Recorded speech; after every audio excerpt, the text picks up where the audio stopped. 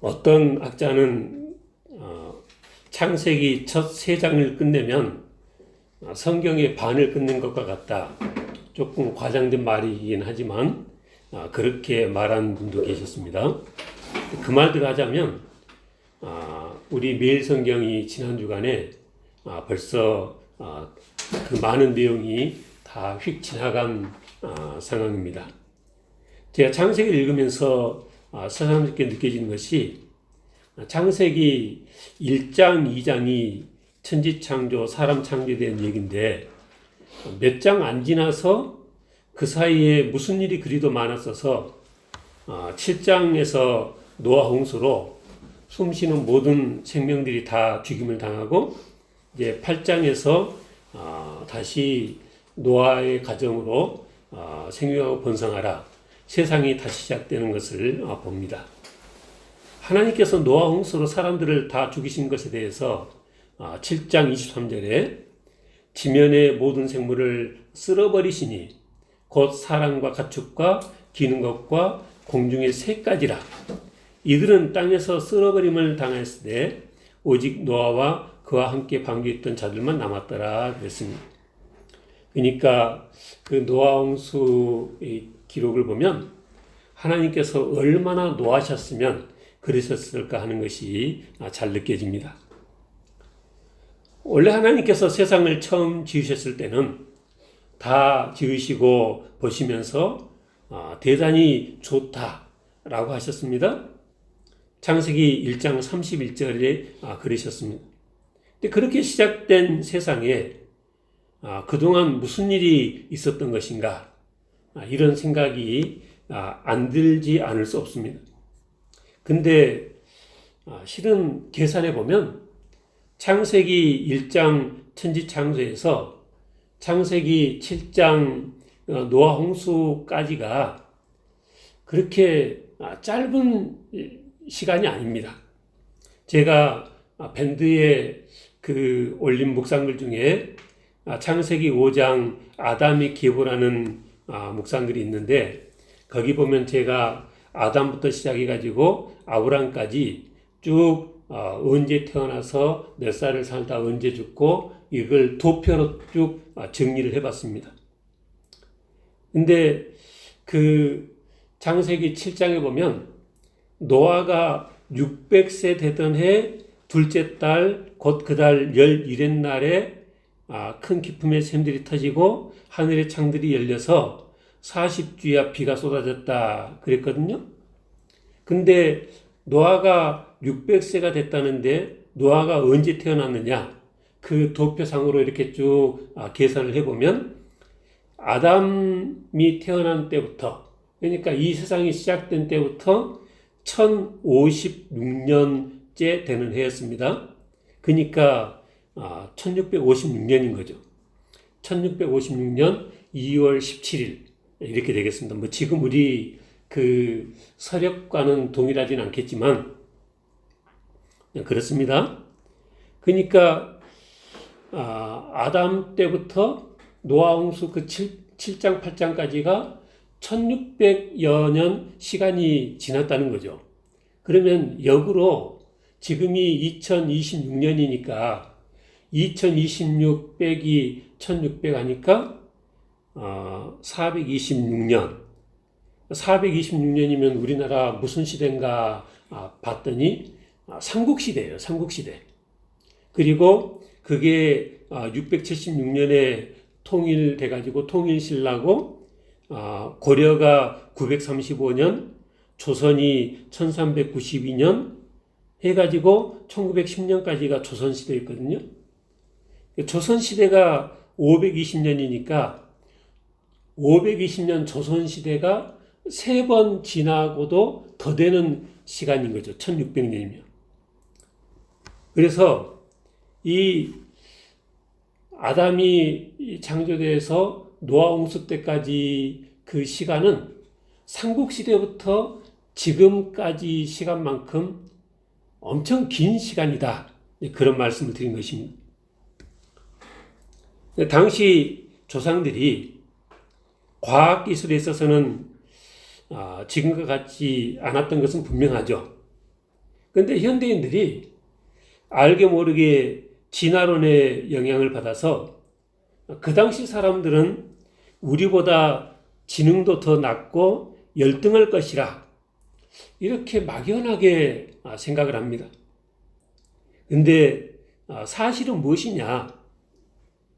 아담은 지식과 지혜가 뛰어나서 모든 동물들의 이름을 다 지어줬다. 2장 19절에 그랬습니다.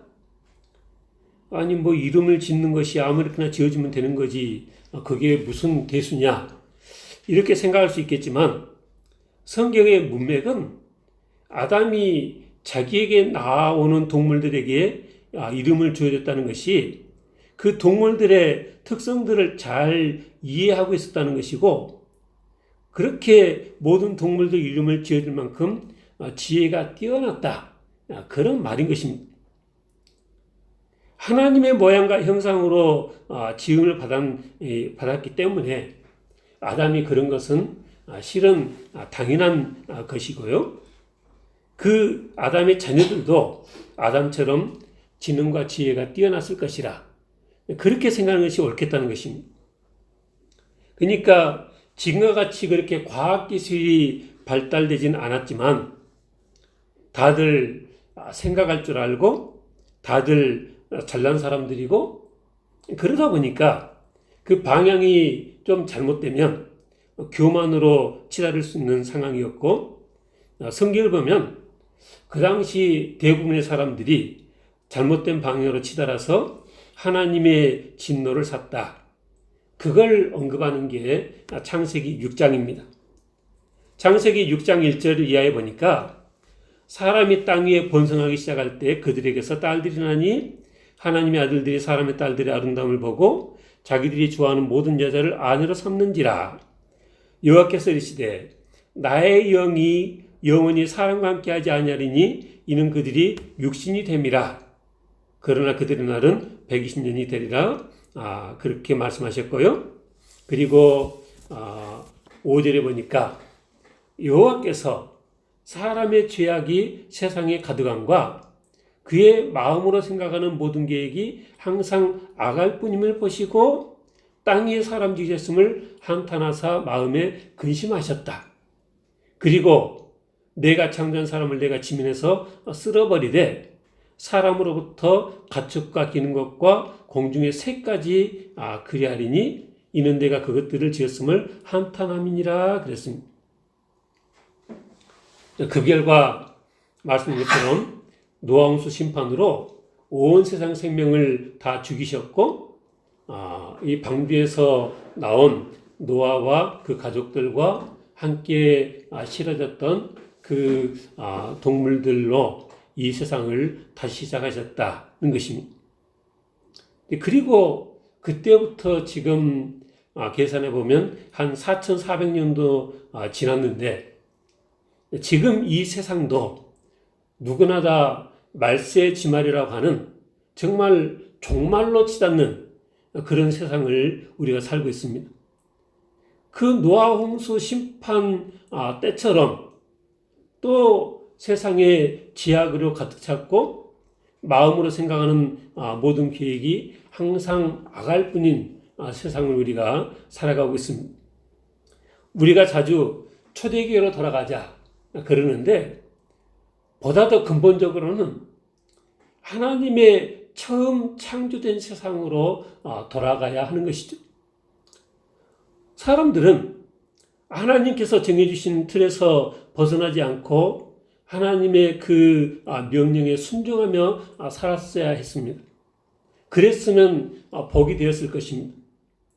그래서 오늘은 하나님께서 우리 사람을 지으시고 처음에 어떻게 살라고 하셨는가 이 부분에 대해서 함께 살펴보므로 은혜를 나누고자 하는 것입니다. 그러니까 2장 오늘 본문 4절 전인 3절까지가 6일간의 천지창조와 일곱째 날 안식에 대한 말씀이고 이제 그 이어지는 말씀이 오늘 본문인데 이제 이 2장 쭉 내용을 이렇게 지나가는 듯이 제가 말씀을 드려도 이 모든 것들이 반드시 이 마음에 새겨지고 그렇게 지켜졌어야 되는 말씀들이라는 것입니다. 7절에 보니까 하나님이 땅에 흙으로 사람을 지으시고 생기를 그 코에 불어넣으시니 사람이 생명이 되었다 그랬습니다. 근데 하나님이 동방의 에덴에 동산을 창설하시고 그 지으신 사람을 거기 두셨다 그랬습니다. 에덴 동산이 어떤 곳이느냐? 9절에 보니까 보기에 아름답고 먹기에 좋은 나무가 났고요.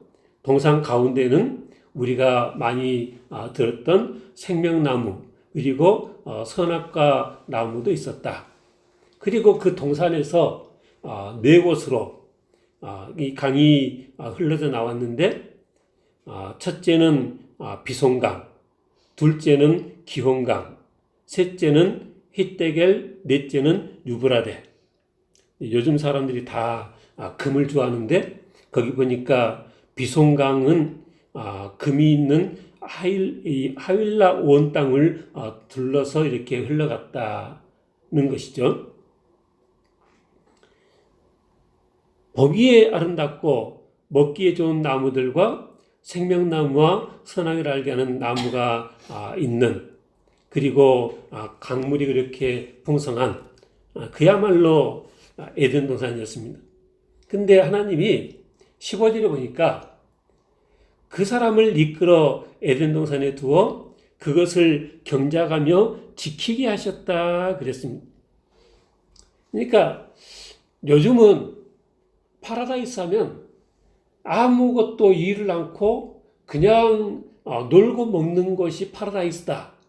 사람들의 머릿속에 그렇게 되어 있는데 실은 에덴 동산은 어떤 것이었어요? 무의도식하는 것이 아니고 경작하며 지키는 곳이었다라는 것입니다. 그러니까 우리 크리스찬들이 생각할 것은 노동이라는 것이 그렇게 할 수만 있으면 안 하려고 애를 써야 되는 것이 아니다. 하나님께서 우리의 행복을 위해서 주셨다고 생각을 하는 것이 맞다는 것입니다. 십계명, 사계명, 안식일계명에도 보니까 엿새 동안은 힘써 내 모든 일을 행하라 그랬습니다. 그런데 요즘은 온 세상이 하나님의 이 계명을 어기고 있습니다. 그래서 주 5일째, 4일 반 이런 식으로 점점 찌르고 있는데 실은 주 5일 근무도 성경에 비춰보면 비성경적인 것이 맞는 거죠. 현대인들은 어떻게 하면 한몫 챙겨서 빨리 조기 은퇴하고 여행이나 다니면서 즐길까? 또 그런 상황이 되면 내 인생은 성공한 인생이다. 그런 세상인데 그들은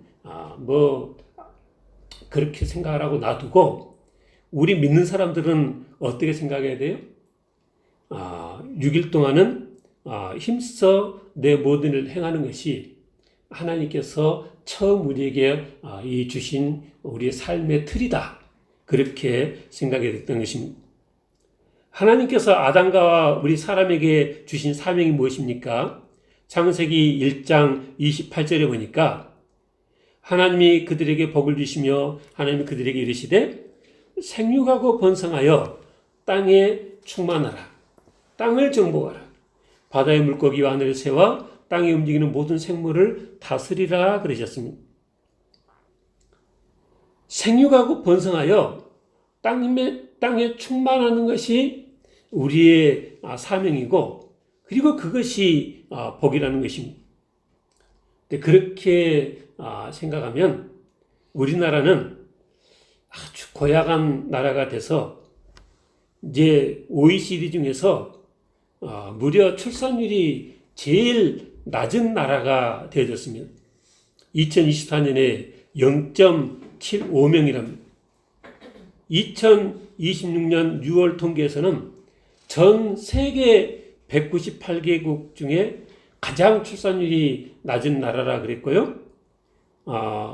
제가 그래서 설교 준비하면서 출산율 도표들을 쭉 보니까 20년, 21년에 출산율이 가장 높은 곳은 그 세계 지도를 보니까 출산율이 높은 곳이 대부분 아프리카더라고요. 근데 2020년, 21년 출산율 1위는 니제르라는 나라인데, 니제르는 잘 모르시죠?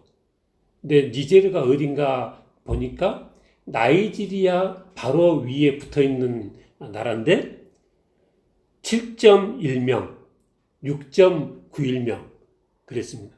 제가 궁금해서 우리나라가 베이비 부머 시대 때 출산 율이 몇 명이나 됐는가 찾아보니까 1955년에 6.33명, 1960년에 6.16명, 거의 아프리카 수준으로 그때는 진짜 애들을 많이 낳았더라고요.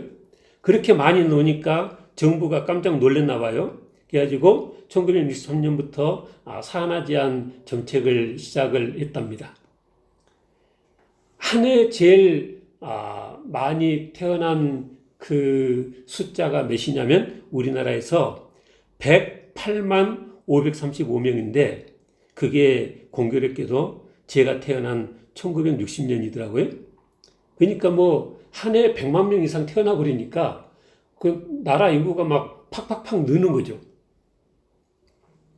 그렇게 6.33, 6.1이던 것이 이제 산하 제한 정책 시작하면서 66년에 4.99, 5명, 73년에 4.07, 4명, 76년에 3.0, 그 다음에 83년에 2.06, 그리고 이제 2005년, 2017년, 2018년 1.08, 1.05, 0.97 그렇게 길게 가다가 2023년에 최저를 찍었는데 0.72, 2024년에 0.74 그렇답니다.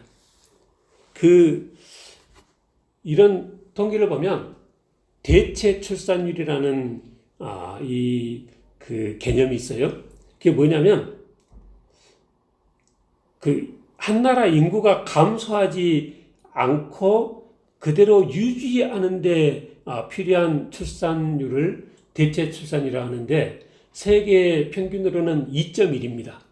근데 아프리카의 경우는 많이 낳아봤자 많이 죽으니까 거기는 대체 출산율이 더 높답니다. 근데 OECD 국가에 그 2.1이 넘는 나라는 유일하게 한 나라인데 어딜까요? 유일하게 한 나라? 이스라엘. 와, 2020년부터 2.9, 3.0, 2.89, 2.85, 2.87. 그때 우리나라는 이 OECD 중에 최저였어요. 0.84, 0.81, 0.78, 0.72, 0.75.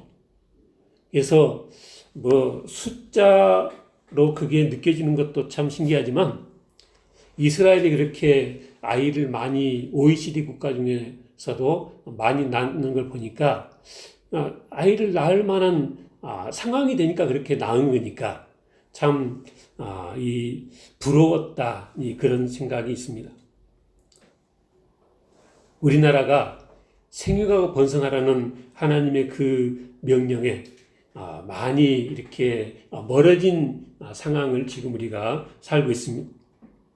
그리고 둘째는 땅을 정복하고 모든 생물을 다스리라 하셨습니다. 26절부터 나오는 선악과 열매 얘기는 이제 3장에 이어지니까 잠깐 건너뛰기로 하고요. 18절에 보니까 하나님이 이르시되 사람이 혼자 사는 것이 좋지 아니하니 내가 그를 위하여 돕는 배필을 지으리라 그러셨습니다. 그러니까 성경의 기준은 명확합니다.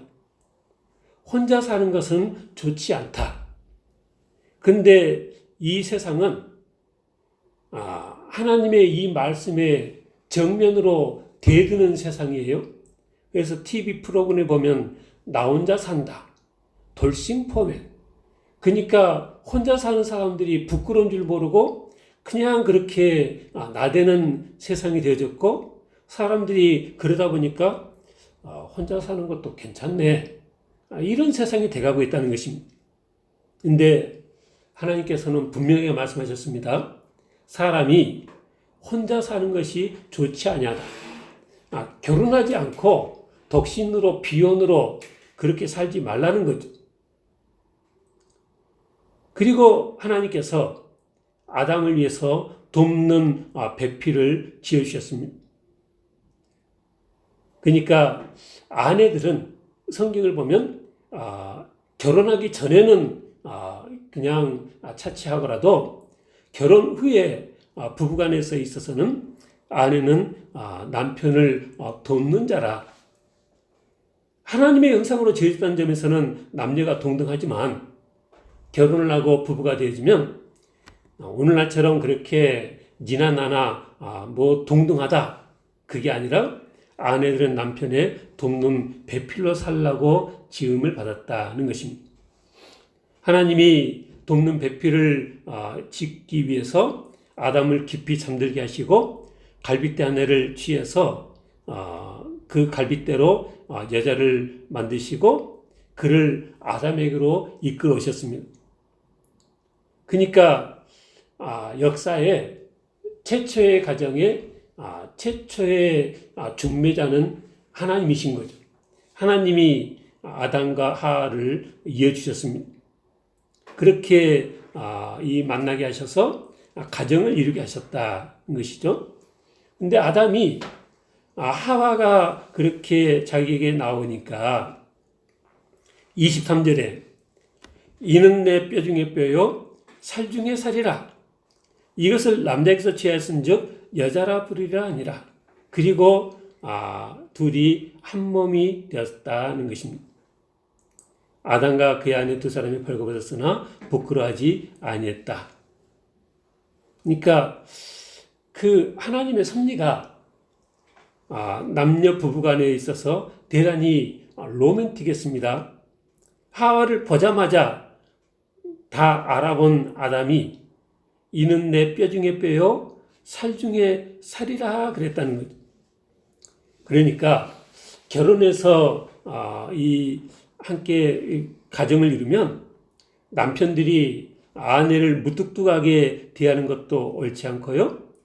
또 둘이 한 몸을 이룰지라 그랬는데 가정을 이루고 통장은 합치지 않는 그렇게 사는 것도 옳지는 않겠다.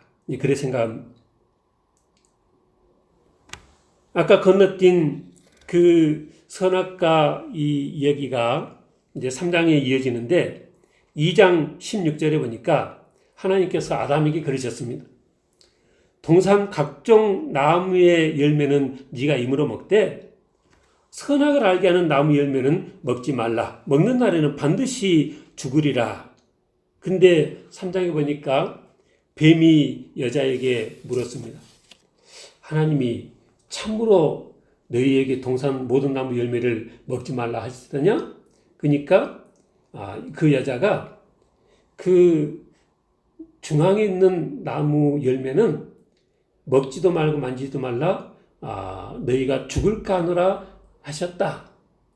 그러니까 하나님은 반드시 죽을 것이라 했는데 여자가 이제 그렇게 대답하니까 뱀이 아니야. 결코 죽지 않을 거야. 너희가 먹으면 눈이 밝아져서 하나님과 같이 선악을 알게 될 것이라. 그래서 여자가 그 열매를 안 그래도 관심 있었는데 보니까 먹음직도 하고 보암직도 하고 또 지혜롭게 할 만큼 탐스럽기도 하고 그래서 똑 따먹었다는 거죠. 그리고 자기 남편 아담에게도 주어서 먹게 하고 그러니까 진짜로 그들의 눈이 밝아져서 자기들이 아까는 벗은 것을 부끄러워하지 않았다 그랬는데 그 선악과 열매를 먹고 나서는 이제 부끄러움이 찾아왔고 무화과나 윗으로 치마를 엮고 하나님이 부르시는 데 숨어서 그런 마음으로 그렇게 있었다는 거죠.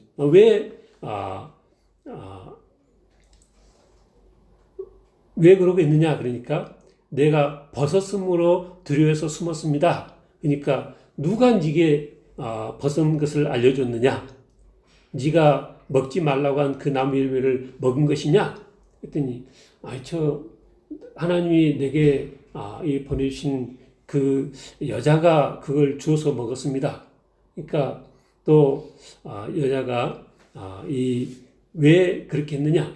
저 뱀이 나를 꿰서 제가 먹었습니다.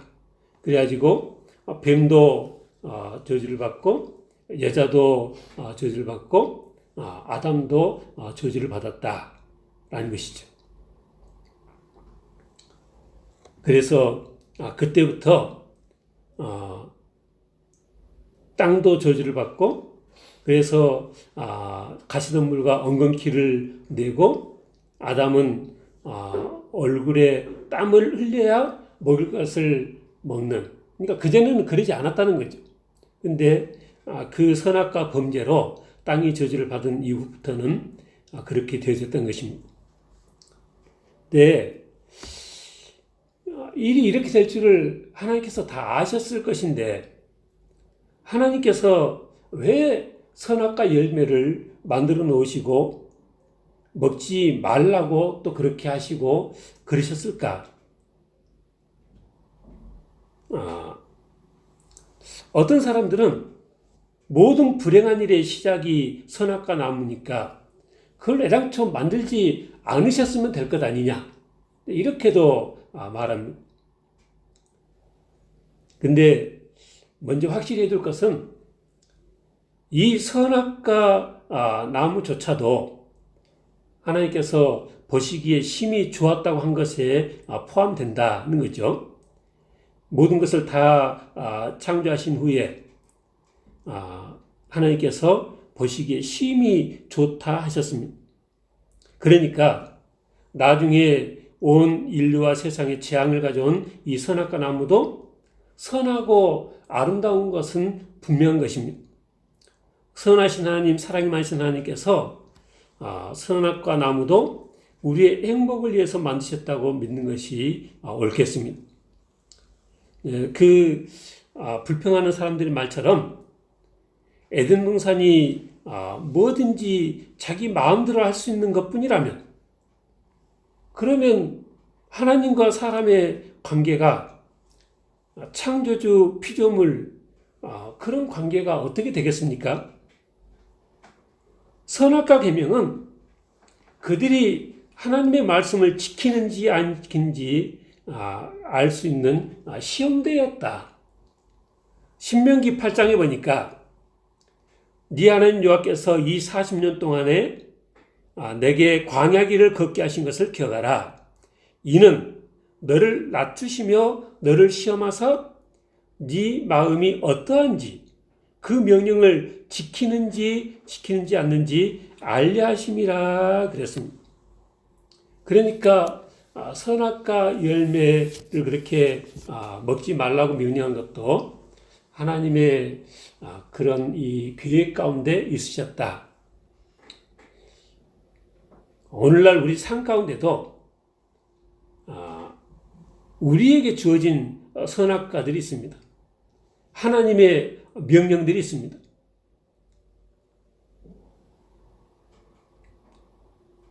그 말씀드린 것처럼 생육하고 번성하여 땅에 충만하라. 결혼을 하고 가정을 이루고 자녀를 많이 낳으라.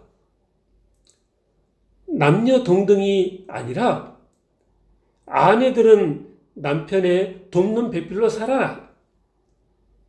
남편들은 그 아내와 합하여 둘이 한 몸을 이루라. 네 뼈 중에 뼈이요 살 중에 살인 것처럼 귀히 여기라. 이 시대가 하나님의 이런 말씀처럼 살기가 참 힘든 세상이 된 것은 사실이지만, 이러한 기준들이 이 세상을 창조하신 당시 하나님의 뜻이셨습니다. 어떤 사람들은 말하기를 이런 결과가 생기지 않도록 하나님께서 사람을 지으실 때 애초에 죄라는 것을 지을 수 없게끔 지으셨으면 될 것이 아닌가, 그렇게 또 이 묻는 사람도 있습니다. 물론 그러면 죄를 범하는 일은 없겠습니다. 그런데 그렇지만 하나님의 명령대로 산 것이 기쁨도 되지 못하고 칭찬거리도 또한 되지 못합니다. 왜?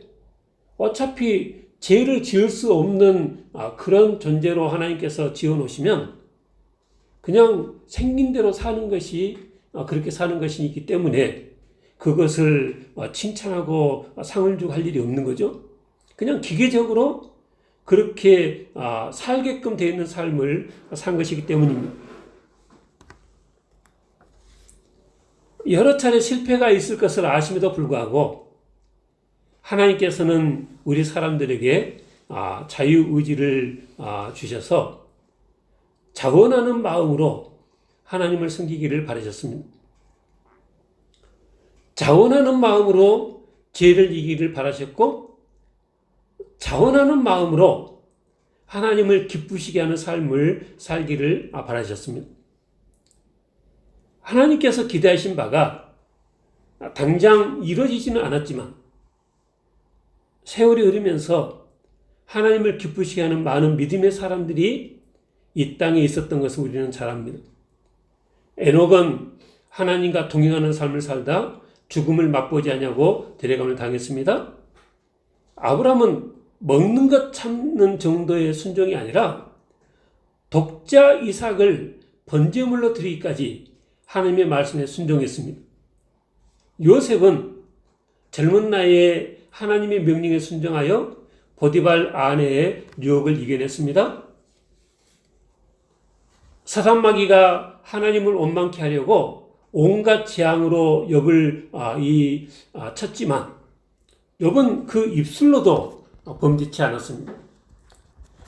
그리고 하나님께서는 아담과는 달리 우리가 승리하는 삶을 살도록 이제 성령까지 선물로 우리가 보내주셨습니다.